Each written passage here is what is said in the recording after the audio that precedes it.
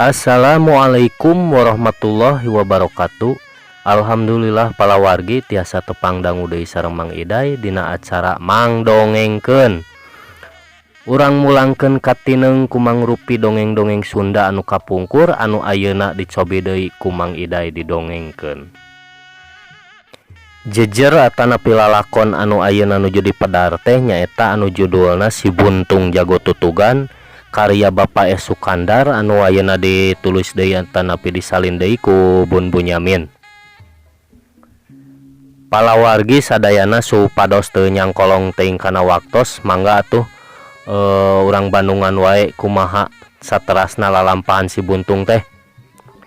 Mangga urang kawitan wae nya palawargi. Si Buntung Jago Tutugan.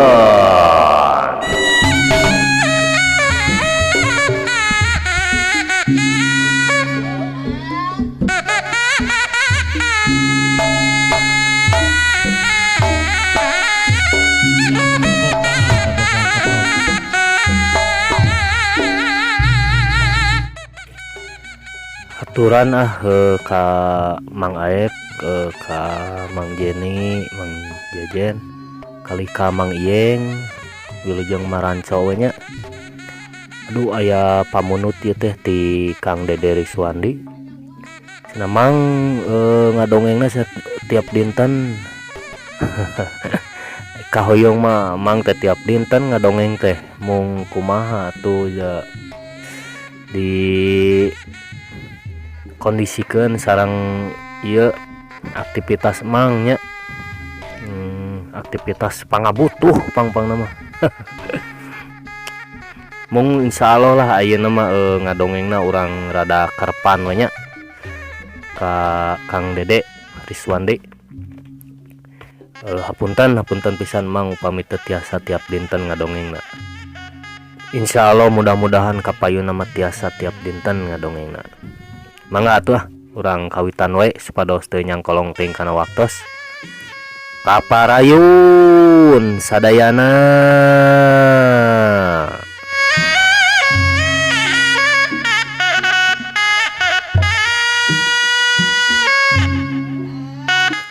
Hanca anu katunda teh dugi ka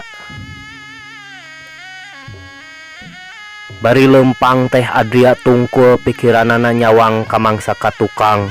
Waktu harita manehna milu ngabegal Ki Rais anu nepi ka hanteuna, ari ayeuna sasatna nyalindung ka anakna Ki Rais. Atuh nepi ka ngalaman Buntung leungeuna oge pan manehna teh milu andil. Ari ayeuna geuning andi teh sakitu jembar pisan hatena make daek ngahampura sagala. Cacak lamun naon anu kaalaman ku andi teh ninggang ka diri manehna. Meureun biheung ngahampura kanu geus nandasana, ku kituna teu karasa cerak-cerak we cipanona ngecerak ngarasa kaduhung kana sagala naon anu geus dipilampah ku manehna.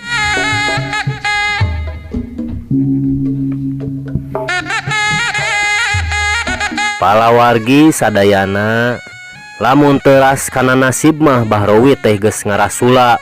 Dumeh ayeuna hirup di bawah parentah Karna alias si Jakalara. Sanajan taradi itu etah ieu jingjing itu bawa oge, tetap manehna jadi teu bisa sakama-kama. Tapi hal kitu teh teu dijieun aral subaha pikeun Bahrowi, malah gegedena mah ngarasa atoh we ku ayana karena babarengan jeung manehna teh. Jadi aya geusan panyalindungan tina gangguan ani anu geus sidik ayeuna mah geus jadi musuhna. Ongkohna karena geus janji rek ngabantu di mana engke pangih jeung Andi teh manehna pisan cenah anu rek nyang hareupan. Waktu Andi maluruh manehna malah nepi pisan ka lebak jero. Bahrowi mah keur teu ka mana-mana, malah ayeuna geus nyicingan deui gajah ngambung ngawangun deui imah anu harita diruntuhkeun ku Ki Jantra. Dina rengsena nyieun imah teh teu bisa init-initan. Sabab karena teh hoream ari kudu init-initan peuting. Ongkoh ari dina hatena mah rada teu panuju karena teh upama nepi ka ngalaman jadi begal. Sabab miluna ka Bahrowi teh samata-mata ku ngarasa bingung pikeun neangan tempat ngancik. Sanggeus ngahiji jeung Bahrowi we manehna jadi apal yen Bahrowi teh gegedugna begal. Oge sagedengan eta aya deui komplotan sejena nyaeta anu dipingpin ku Ki Jantra jeung ku Wigenna. Ku kituna karna teh boga niat hayang ngagabungkeun kabeh komplotan begal di handap kakawasan manehna. Hayang nalukeun kabeh komplotan anu loba anak buahna, lumayan meureun manehna mah teu kudu capek gawe kari cicing we bari nungguan setoran. Sanggeus dibadamikeun jeung Bahrowi lain deui kacida atohna Bahrowi teh sabab lamun geus ngahiji tangtu moal aya deui pacengkadan parebut lahan jeung deui bakal nambah kakuatan pikeun yang hareupan Andi. Atuh nu mata greg-gregna teh dina nalukeunana teh karna mah ngan ukur rek ngajajal gegedugna wungkul moal ngalibatkeun anak buahna anu pikeun Bahrowi mah kacida entengna sabab manehna teu kudu milu capek. Mimiti anu rek ditalukeun teh komplotan Ki Jantra lantaran tempatna teu sakumaha jauhna teu kudu ngaliwatan lembur-lembur. Hiji poe brawai rombongan teh arinit ti Gajah Ngambung make jalan torobosan anu brasna kalimbangan tidinya mah keur karingenca mapai jalan gede anu brasna ka jalan Cagak. Nya didinya pisan nyegat Ki Jantra tapi hanjakal teu kasampak sabab harita teh Ki Jantrana mah keur kalemur hujung nepungan pamajikanana nu katilu. Salian tiges ngarasa sono teh rek sakalian nanya ka Nyi Tarsiah anu jadi anakna anu ayeuna geus sosobatan jeung Ani. Barang panggih teu kungsi ditanya oge barabat we Nyi Tarsiah teh ngadongengkeun mangsa manehna rek digadabah ku Bahrowi sabalad-balad anu saterusna ditulungan ku Andi anu keur neangan Bahrowi. Ngadenge kitu atuh lain deui kagetna Ki Jantra teh lantaran sakanyaho manehna mah Andi teh anak buahna Bahrowi nu matak harita waktu balik ngajorag Bahrowi ti Gajah Ngambung terus langsung ngaraponan Andi. Aingan atuh harita si Andi siga nu rek ngajelaskeun hiji halnya meureun manehna terek mere katerangan. Hanjakal harita aing teu asak sasar. Gerentesna Ki Jantra. Keke nah bener eta teh Itar. Apanan si Andi teh baladna si Bahrowi? Ki Jantra satengah teu percaya. Sumuhun kawit nama apa? Tapi ayeuna mah tos janten musuh. Lantaran Bahrowi teh nyatana anu tos maihan bapana Kang Andi. Cek Nyi Tarsiah bari saterusna ngadongengkeun kajadian waktu Andi diraponan ku Bahrowi peda geus nulungan kisah Hudi sarta digebruskeun kana jungklang anu saterusna ditulungan ku Nyi Tarsiah. Ngadenge katerangan kitu mah kakara Ki Jantra percaya sagemlengna. Ti harita Ki Jantra nyaram Nyi Tarsiah indit-inditan deui sabab ngarasa melang kanu jadi anak sieun ngarandapan kajadian siga kamari kajen manehna wae cenah anu nepungan teh.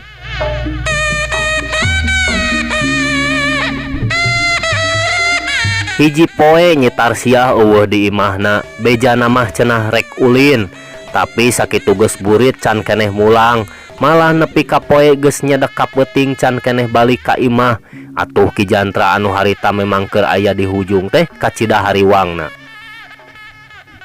Ulin ka mana cenah bebejana si Itar teh ijah? Ki Jantra nanya ka pamajikanna. Awal-awal tosna mah moal tebisna saurna mah Pak. Ngan teu nyarios bade ka mana-kamana nama. Pilarian we atuh ku bapana hariwang. Tembal biijah bari sarua ngarasa hariwang anu terus nitah neangan. Ki Jantra teu kungsi dititah dua kali langsung ngaleos neneangan dibarengan ku anak buahna. Sanggeus diubek mah Nyi Tarsiah teh antukna mah kapanggih keur aya di hiji tempat di situ Cangkuang. Tapi ari keur eueuh di teteangan ari geus kapanggih mah beteu wani nitah balik. Ki Jantra ukur nyerangkeun we ti kajauhan ku kituna mah manehna teh ngarasa kagok rek nitah balik ka Nyi Tarsiah teh sabab harita kasampak Nyi Tarsiah teh keur paduduaan we dinu poek.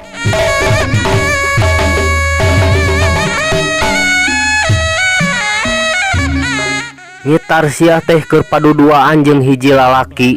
Ari geus disidik-sidik tetela eta lalaki teh leungeunna buntung leungeun kencana. Geus teu wae Ki Jantra teh yen eta lalaki teh Andi. Ku kituna teh wae manehna teu eureun bari terus nyerangkeun ti kaanggangan. Memang bener harita anu keur paduduaan jeung Nyitar sia teh taya lian ti Andi. Harita kabireungeuh pisan dari yuk bari nyang hareupan situ Cangkuang deket pulau. Dari yuk dina catangkai disaksian cahaya bulan anu harita kakarasa pasi. Leungeun Nyitar sia meulit kana beuheung Andi, sedengkeun sirahna nyarande kana tak-tak Andi.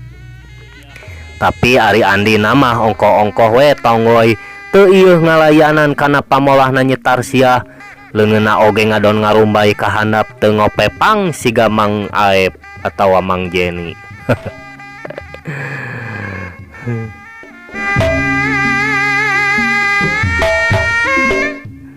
Pami ku Mang Jenny majigana teh ditambu nya moal dikecapan teh. Mangga ngongtoskeun deui. Nyaksian hal seperti kitu teh Ki Jantra anu satadina rek ngagantawang nyarekan teh jadi teu kebat. Ku kitu namah sanajan Nyitar sia katempona lelendean ka Andi, tapi ari Andi nama hare-hare malah kadenge harita Andi teh ngomong, Itar ulah kieu atuh pananganana. Eungap ya Kang Andi. Cek Andi bari ngepeskeun leungeun Nyitar sia. Karasa pisan haneutna angin anu kaluar tina amekan Nyitar sia. Wios atuh Kang Andi, na teu kengengnya. Teu sae atuh Itar. Hayu urang uwih angguran mah. Bilih tuang ibu dedeupeun ke. Cek Andi bari jung rek nangtung, tapi Nyitar sia teu daek leupas waktu Andi rek nuniang hudang teh ku manehna ngadon siga ditarik. Atuh puguh we akhirna mah Andi labuh. Ari Nyitar sia ngadon beki pageuh nyepengan malah ayeuna mah Andi jadi aya di luhureun Nyitar sia. Lamun harita Ki Jantra ningali pamandangan kitu teh pas waktu mimiti neneangan, geus pasti manehna bakal boga pikiran anu lain-lain ka Andi. Teu mustahil lamun manehna jol narajang ka Andi anu harita katempona siga anu rek ngalakukeun hal anu teu unik kanu jadi anakna. Tapi untungna teh Ki Jantra ningali polahna kitu teh lantaran waktu rek cangkat ku Nyitar sia ngadon ditarik. Si Itarnya nya kalakuan teh. Untungna we kitu peta teh ka si Andi. Coba lamun ka tukang gurilem mah atawa ka Mang Iyeng. Geus diopi manteng cigana teh. Di mana ya ucing teu beuki kana pais. Cek Ki Jantra bari ngaleos ninggalkeun eta tempat, pikiranana pinuh ku rupa-rupa pertanyaan.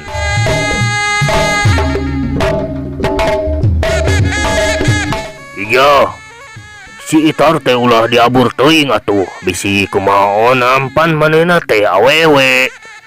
Cek Ki Jantra sadatangna ka imah teh ngadon nyalahkeun pamajikanana.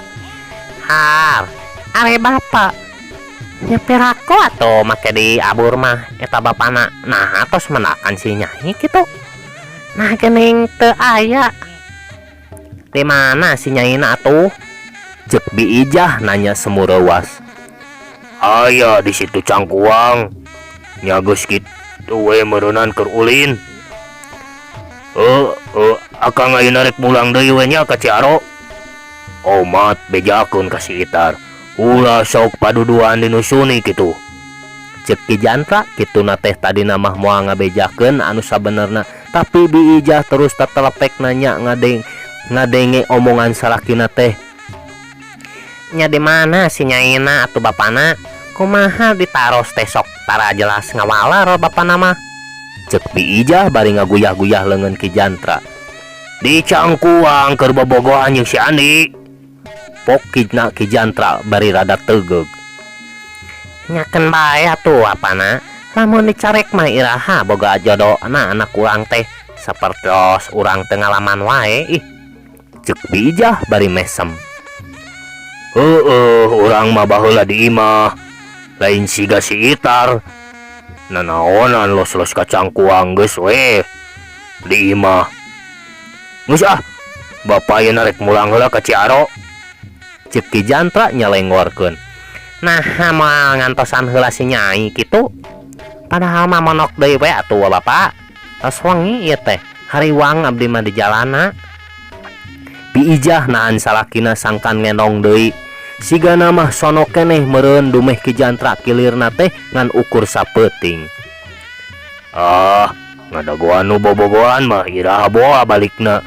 Jeung apan geus biasa kami mah mepoek. Masih loba urusan keneh ieu teh. Sekali deui kitu we nya, iya. Bejakeun ka si Itar, engke deui mah di imah ngobrolna kitu. Cik Ki Jantra bari terus namah jelig wae tarurun kaburuan rek mulang deui ka Ciaro. Munasabah pikeun Ki Jantra mah lantaran geuning anu ayeuna jadi babaturan anakna teh Andi anu harita pernah patelak jeung manehna. Sok sanajan ayeuna mah geus teu dianggap musuh, tapi tetep we manehna ngarasa hariwang oge ka anak parawana. Eta ku ningali pamolahna nyetar siah bet bangun anu masrahkeun diri ka Andi teh. Tadi oge manehna teu amarahna teh. Tadi oge manehna amarahna teh geus minuhan dadana. Ngan ari rek langsung ngagantawang komo bari make nyieun tindakan kekerasan mah sok sieun jadi teu hade balukarna, sok sieun salah paham deui pang-pangna mah sabab sidik apan tadi oge Andi mah katempona teh teu ngalayanan. Malahan manehna mah siga anu ngahindar pisan. Jeung ceuk pamikirna lamun manehna tadi nyarekan anakna asa teu bijaksana nyarekan hareupeun batur. Ku kituna Ki Jantra ukur bisa ngusapan dada. Lamun seug eueuh urusan deui mah sigana manehna dek nungguan nyitar siah nepi ka balik. Tapi ari dina hatena mah Ki Jantra teh bet jorojoy aya rasa percaya ka Andi. Ku kituna nya antukna mah manehna indit deui ka Ciaro. Keun deui cenah urusan ieu mah bisa ditanyakeun engke deui. Malahan make jeung boga pikiran lamun seug nyitar siah bisa ngajodoh ka Andi, tangtu matak pikabungaheun boh pikeun manehna, boh pikeun anakna. Sabab geus pasti Andi teh lain jalma bolokotono. Kaayaan hate Ki Jantra model kitu teh mangrupa hiji bukti yen bebeneran mah moal bisa dielehkeun ku kajahatan. Sanajan bener manehna anu saeneng-eneng migawe kamaksiatan oge tetep we kahayang nama siga jelema normal. Hayang we anak nama menang jodoh jelema bener. Tetep we nyaah ari ka anak mah keuna ku paribasa sagalak-galak maung moal beukieun tahu atawa gurilem. Duka lamun comro mah. Naon ieu teh na ngadon ngabsen dahareun. Ari nyitar siah mah harita teh kacida pisan pinuh ku rasa kabungah deket jeung Andi teh. Eta we dina tingkah lakuna oge geus kajudi lamun nyitar siah aya rasa anu beda. Tapi beda jeung Andi. Manehna mah harita teh lamunana mah kumalayang kacipancar, bayangan nyi euis teu weleh kokolebatan. Ari Andi mah boga rasa resep ka nyitar siah teh kana tabeatna anu ngulit bawang babari amek babari leah. Andi mah nyaahna ka nyitar siah teh teu kurang teu leuwih saperti nyaahna lanceuk kanu jadi adi. Kang Andi nyaah teu ka Itar? Pokna bari panonna neuteup geugeut. Kantenan we atuh, keur mah Kang Andi teh nu ngeulis. Cup nya pokona mah Kang Andi ulah nganyerikeun Itarnya. Nyitar siah bari terus cengkat nungtun leungeun Andi ngajak balik. Andi lain deui ngarasa bingungna nyang hareupan perkara ieu teh ngan manehna teu bisa tegas dina nangtukeun sikep keur mah deui nyitar siah na teu pisan mere kesempetan pikeun Andi. Bari lempang muruka imahna nyitar siah teh pikiran Andi mah dilimpudan ku kabingung anu pohara.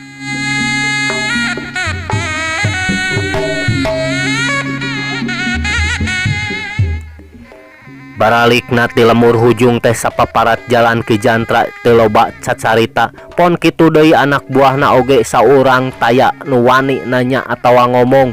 Salila lumampah teh ukur ngabaretem wae baroga lamunan sewang-sewangan.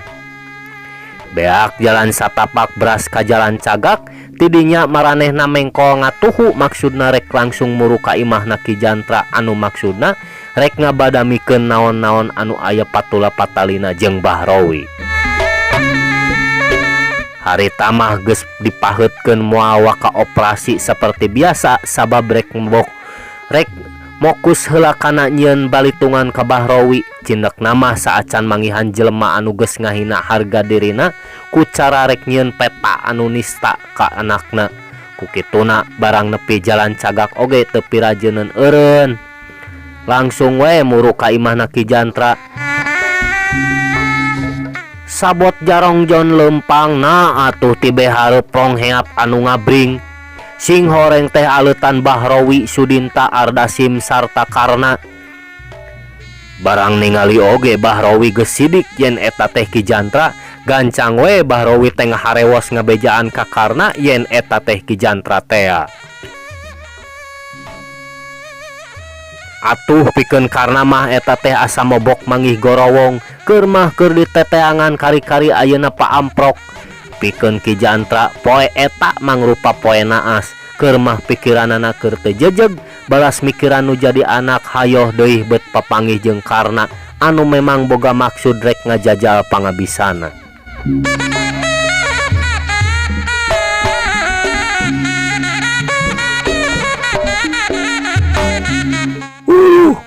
Bahagia Ki Jantra bisa panggil di dia, oi. Mimpi naon tadi penting ha? Bahrowi nanya giak nakar, bari leungeunna geus ngaragamang kana perah bedog. Kitu deui Sudinta jeung Ardasim maranehna langsung mencar dina siaga rek tandang. Polahna teh meuni siga hayang kapuji ku Karna. Matur nuhun ka. Puguh we sia ngimpi nu ngajang abeuheung sia Bahrowi. Tembak Ki Jantra teu eleh garang puguh manehna oge keur neangan manehna anu geus boga niat ngagadabah nu jadi anakna. Ngan Ki Jantra saeutik oge teu nyangka yen ayeuna mah Bahrowi geus boga gunung pananggehan nyaeta Karna anu kumanehna mah dianggapna masih budak bolon bau cikur. Atuh dulmanan jumanta katut Sarkawi oge ninggali galagat kitu mah langsung sayaga makalangan. Kabeneranna teh jumlahna sarua, dulmanan yang hareupan Sudinta, jumanta yang hareupan Ardasim, sedeng Sarkawi yang hareupan Karna. Sarkawi mah teu boga sangkaan lamun anu disanghareupanana teh lain pitandingeunna manehanana pedah meureun ningali dedeg pangadeg Karna anu katinggalina masih budak ololeho. Katempona teh nguntup nguyut pisan. Kudu kawan ni si aing Ki Jantra. Nah, geus sadia kitu boehna.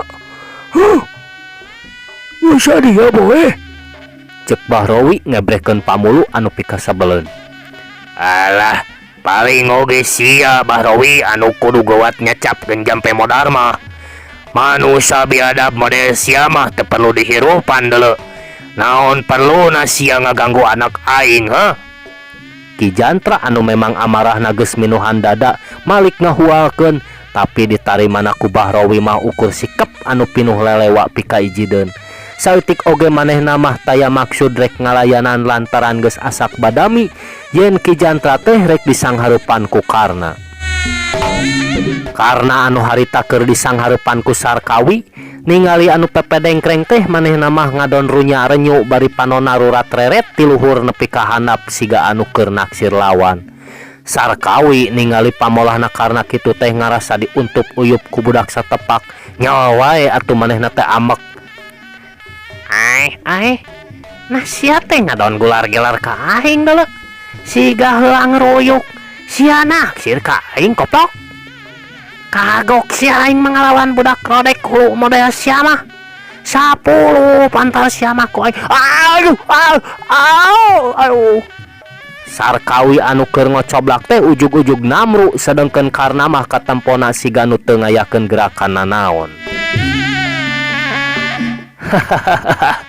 Bawel pisan aki-aki teh. Abong geus pikun. Cek Karna bari terus ngacorelat ka hareupeun Ki Jantra. Ningali kitu Ki Jantra kacida kaget naku gerakan karena sabab katempona manehna teu ngayakeun gerakan nanaon, tapi Sarkawi ujug-ujug ngagoak bari terus ngagedebut nang karak bengkang. Memang kabeh oge taya nu ningali, tapi sabenerna mah tadi teh karena ngagunakeun gerakan lancah maung kalawan sakilat manehna nonjokkeun peurupna kana hulu angeun Sarkawi. Ieu anu ngaran Ki Jantra teh? Cekarna. Memang bener. Aing Ki Jantra. Rek naon perlu tatanya rek ngabela si Bahrowi? Ki Jantra ngajawabna tereugeus. Sakedap. Ulah wakanyeuna bilih si kaduruk sorangan keh. Kuring ngadenge beja yen cenah jawara Ciaro teh. Ki Jantra, nah bener. Karena nanyana datar. Alah, teu perlu tatanya anjeun. Tegaskeun we naon kaperluan anjeun. Ki Jantra tetap tegeg. Cek pikirna ieu anu disanghareupan teh pasti jalma anu aya niat teu pihadeun jadi asa teu guna lamun kudu lumah leme. Lain kaula mah lain rek bebela ka Bahrowi, tapi kaula boga maksud anu mandiri. Heug ari kitu mah kaula rek nikukur. Ngaran kaula Jakalara anu ngawasa di wewengkon padataran Gunung Haruman. Jeung saburdeureunana ku kituna sing saha bae anu kumelandang di wewengkon eta teu meunang boga laku sewang-sewangan deuleu. Kabeh kudu tunduk taluk ka kaula. Karti Ki Jantra? Cekarna bari ngebrehkeun wawanen anu kacida. Kumaha? Naon ngalinur si laing teh? Dedengean teh anjeun nu ngawasa padataran suku Gunung Haruman. Diangkat ku saha sia teh? Ku si Bahrowi. Bisa wae ta jalma anu memang pacundang, anu wanina ukur kapikang teh jadi patalukan anjeun. Tapi pikeun si Jantra mah teu bisa euy, teu bisa. Kaula lain si Bahrowi. Tembal Ki Jantra bari ngareret ka Bahrowi. Atuh ngadenge kitu Bahrowi langsung nyiak banget beureum beungeutna ceulina asa disebit, tapi barang rek nyuruntul ka Ki Jantra kentak ku karna dihulag. Nah wani kitu Kak anjeun teh ka kuring Ki Jantra? Cekarna bari panonna mah tetep mencrong. Teu wani kunaon pila kadar ngawarah peunceuk sombong model Andika. Cek Ki Jantra teu oleh geleng. Bae atuh Ki Jantra, tapi nu sejen teu perlu pipilueun. Ieu ukur patutunggulan antara urang duaan. Hade lah karena Jaka, lamun kaula asor laksana ka yang Andika, tapi sabalikna lamun anjeun nu asor kabeh kudu tunduk tepak teku ka kaula. Ulah ngimpi Jantra. Beurang keneh deuleu. Awas yeuh. Iya. Cekarna bari langsung naraja ngagunakeun gerakan gugur gunung dina ulin padingdang, ngahiuk bangbaraan rek ngajojo kana cukang irung. Ait, kalem lur. Teu gampang rek ngaragap awak si Jantra mah. Teu gampang. Iya. Ki Jantra ngalegot dina gerakan orai gibug.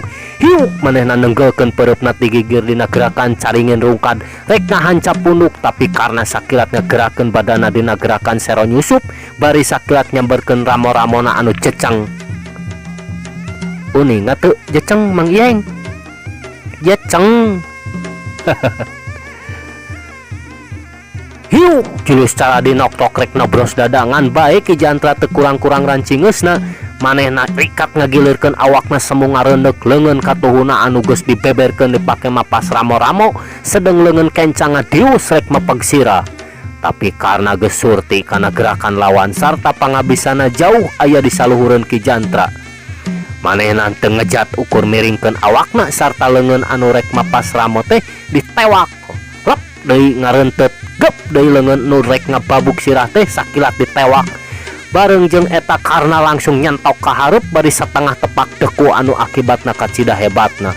Awak Ki Jantra anu sakitu jangkung gede teh ngalayang luhureun awakna sarta langsung ngagedebut nang kuban. Aya karasana Jantra? karena terus naraja ngadon ngecegah we di tempatna. Alah, mantong waka gede hati sia, ongol-ongol. Alah sia dasar rawan sia mah, masih rek ngalawan. Cek karena bari ngadeketan. Ki Jantra bari nahan kanyeri teu nembal deui ngarasa wirang oge dina sageplakan geus namru. Ku kituna manehna boga niat rek ancur-ancuran. Set nyebut bedogna. Hehehe. Keren pisan nyebut bedogna mah. Heug atuh teu hade ari dilawan ku lemor mah karena ngalugas bedogna. Ki Jantra langsung nyabetkeun bedogna rek narok sirah karena rikat ka kenca. Tang bedog ditakis. Ki Jantra kaget ka mireungeuh tanaga lawan ka cidarongkahna. Can bea ka kagetna karena geus ngadius nyabetkeun bedogna ngalapeuheung. Lap Ki Jantra ngalalapkeun sirahna, hiuk bedogna disabetkeun deui dipake nakis, tapi lain deui rewasna sabab karena kalawan dina waktungan sajorelat ngarobah arah bedogna rek ngahanca babajeg. Jauh Ki Jantra ngajauh bari satekah polah nyabetkeun congo bedogna kana sirah karna. Gila karena ukurnya rongenca seak bedogna nyuruntul deui nobros dada. Ki Jantra sakilat ngagilak ngatuhu bari nyabetkeun bedogna di barengan leungeun kenca anu teu kanyahoan ngadius kana palipisan. Jebrod, teteh sia teu bisa ulin oge sia Jantra. Cek karena bari ngejat ka tukang sabab mireungeuh bedog Ki Jantra geus nyuruntul deui rek nyabet ka kemplong. Alah, montong loba ngomong sia jalabria. Ki Jantra anu ngarasa menang angin terus ngadesek. Wah, bener Jantra, Andika kudu gede hate jeung narima kana kanyataan. Yen dina poe ayeuna Andika kudu ngaku tauk ka kaula. Cek karena bari nyilangkeun bedogna hareupeun dada. Ulah disaruakeun kaula jeung si Bahrowi atuh euy. Anu babari taluk kitu wae, kaula lain si Bahrowi anu tukang leletak. Ngadenge omongan kitu Bahrowi anu ti tadi oge geus ngagugudug amarahna teu bisa deui nahan. Alah, sia goblok ti setan kancing cetet heuh. Abong anu keur sakarat sia mah.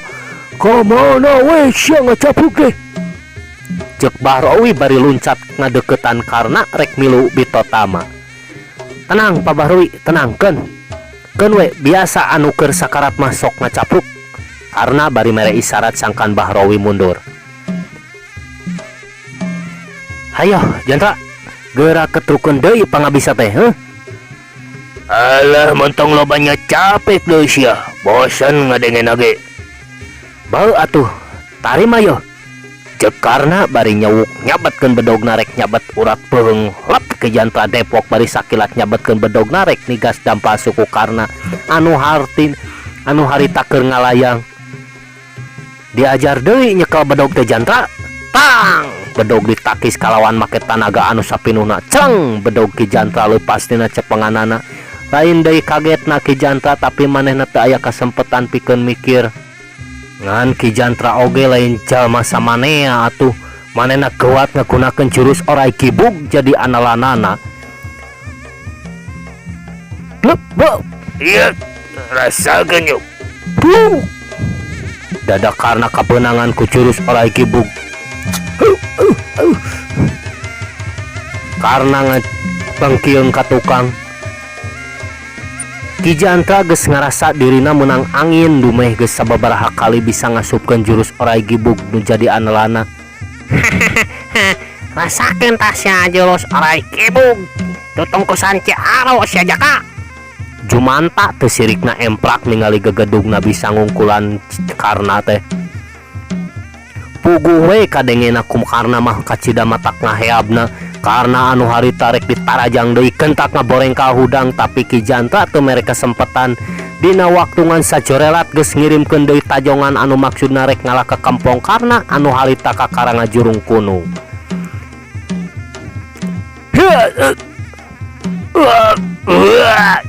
Rasakeun sia Jaka.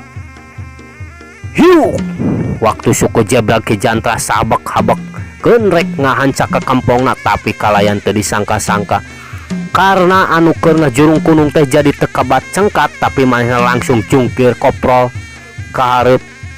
Jungkir balik anu saterusna nangtung ajak bari gentak masang kuda-kuda dina jurus badak Cihea. Kurang ajar sia. Tarima yeuh tutungkusan ujung kulon jantra. Cekarna bari langsung ngarobah kuda-kudana. Dua dampaleungeunna dirangkepkeun dina tarang mangrupakeun cula badak. Teu lila manehna sabrut nyuruntul rek nubruk Ki Jantra. Ari Ki Jantra anu can apal kumaha kahebatanana jurus badak Cihea, hariputna karo waktu mireuneuh pundukarna anu nyolontot teh sakilat manehna ngababukeun peurupna. Hiu bug. Ngadadak Ki Jantra ngagerol leungeun kencana kana dina kecepatan anu luar biasa ngahabek kana dadana. Tacan oge kaburu ngejat di barung-barung jauh sahibas dada dan palungan katuhuna karena geus ngahiuk ngagunakeun tenggelan ujungan rek ngahancas sirah Ki Jantra ukur bisa dengdekeun sirahna sedengkeun manehna teu boga sangkaan lamun tenggelan eta mangrupa jurus andalan karna. Habak rampayak Ki Jantra langsung ngarampayak bari tepak deku dina kaayaan kitu cedak deui tur kana ngapeset kana dadana anu balukarna matak ngangginggiapeun anu ningali. Malah sakur anu ningali mah kabeh oge eueuh nu teu calangap nyaksian kumaha rongkahna kahebatan akibat jurus kar. Awak Ki Jantra anu cangkung badag teh nepi ka ngalakedai anu satuluna jungkir balik dibarengan ku ngagerung mata kukurayeun. Aduh, tobat.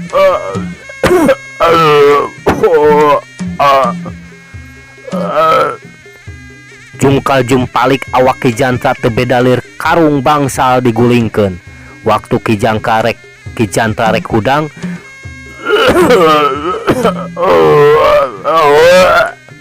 Ki Jantra ngutahkeun getih hirup.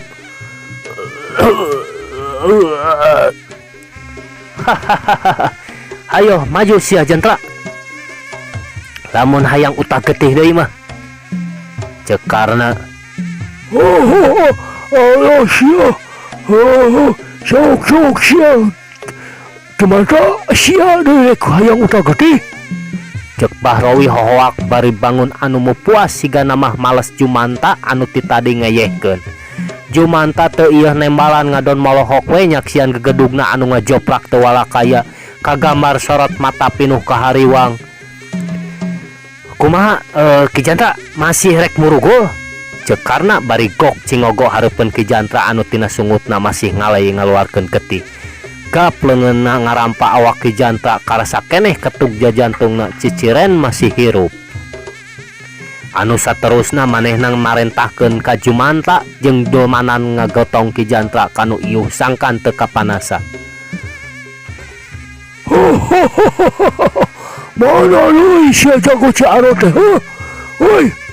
Bahrowi teu eureun hohoak ngadenge kitu karna siga nu jengkeleun. Repeh Bahrowi. Sarua patalukan mah teu perlu hohoak deuleu. Leung ieu mah dina tarungna teu ngaluarkeun siih siga di dinya. Cekarna bari mulalang ngadenge kitu cep Bahrowi teu wani nembal da memang kitu kanyataanana harita mah manehna pancan nanaon oge geus ngaluarkeun pedog dina ngayonan karna teh.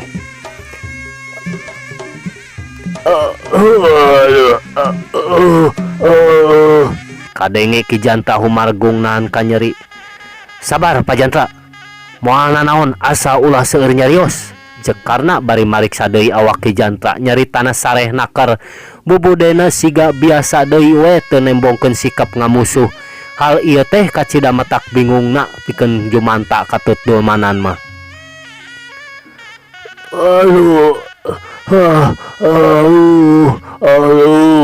Ki Jantra masih humarurung brai beunta satengah meletet ka karna anu tepak deku hareupeun. Tahan Pak, tahan. Moal sawios-wiot asal ulah matah sareng seueur nyarios supados ulah batuk. Cekarna bari nyusutan getih anu ngalembereh kana gadona. Tindakan karna kitu teh pikeun Ki Jantra mah nimbulkeun kaaneh sarta ngadatangkeun rasa simpati. Reup wae peureum bari ngararasakeun awakna anu karasana asa remuk satulang sandi. Palawargi sadayana tunda heula Ki Jantra anu ayeuna mah geus taluk sarta daek teu daek jadi bawahan si Jakalara. Ayeuna urang caritakeun Adria anu ayeuna mah jadi mimilu ka Andi.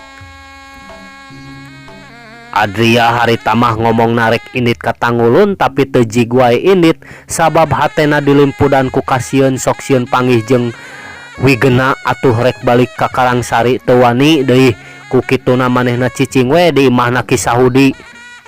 Padahal ari hatena mah inget wae ka anak pamajikana anu meureun nepi ka kiwari hariwangeun sabab manehna geus lila teu balik.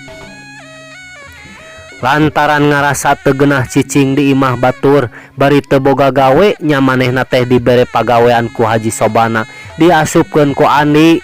Kabeneranana teh Haji Sobana keur ngabutuhkeun pagawe pang-pang namah mandang ka Andi ongkohna ari jalma jegud model Pak Haji Sobana mah teu kurang pagawean.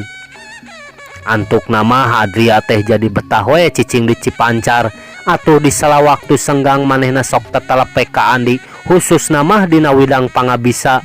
Sok sanajan kasebutna Andi teh umur nama pantes lamun jadi anakna tapi geus kabuktian wawasena mah sakitu hebatna. Atuh Andi teu hese lamun dipenta ilmu teh lamunnya sesok hut-het wae Adria teh ngajurus di buruan sakapeung sok diajakan ulin ka Pasir Ayakan. Atuh pikeun Adria mah beuki we helok ningali kahebatan Andi teh komo sanggeus nempo kakuatan leungeun buntungna lamun dipake nonjokan tangkal anu sakali habek beungas teh atawa sempak. Naon anu kasaksen ku Adria geus teu kagambarkeun rasa helokna. Kukituna ayeuna mah tingkat pangabisana Adria teh nambahan beda jeung mimiti. Ari mimiti mah tingkat pangabisana teh teu beda we jeung Sudinta atawa Ardasim. Tapi ayeuna mah sigana lamun disangharepkeun jeung Bahrowi oge moal ngalaman asor sabab hampir kabeh gerakan-gerakan Andi geus kacangkem ku manehna. Hal eta teh ngajadikeun hubungan Adria jeung Andi teh beuki raket. Atuh dina umahkuna teh Adria teu beda ka anak we. Malah pernah Adria teh boga niat rek ngajorag Bahrowi ka Gajah Ngamung. Ti dituna mah rek ngebrehkeun Bumela. Oge apanan pangna manehna jadi misah ti Bahrowi teh sababna mah ku ngarasa dijoliman ku wae ku Bahrowi teu adil dina babagi hasil.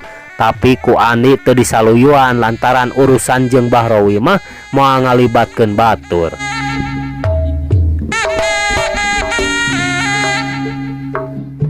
Dina hiji poe Andi indit deui ti Cipancar salian ti ngaleungitkeun ka kesel teh manehna maksudna mah bari ngadedengekeun susuganan menang beja ngeunaan Bahrowi.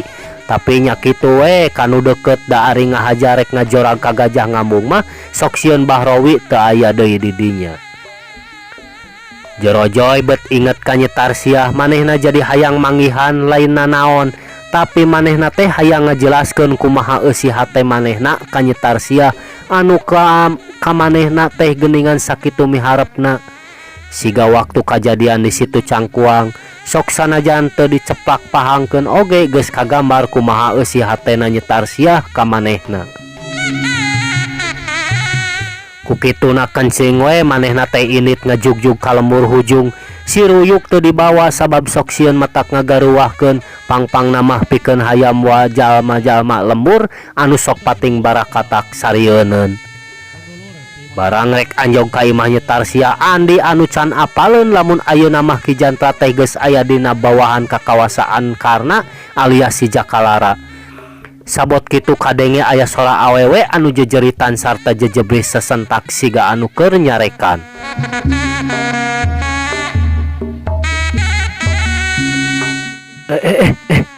Sora Nyi Tarsiah cek Andi bari kuluwag nyumput dina tangkal johar. Can oge ngarasa kaget nasirna manehna ningali hiji awewe anu lumpat tukangeunana. Mireuneuh kitu Andi geus teg bae lamun Nyi Tarsiah keur aya dina bahaya. Teu loba mikir dengan cerelat gajilang bae Andi ngaperik.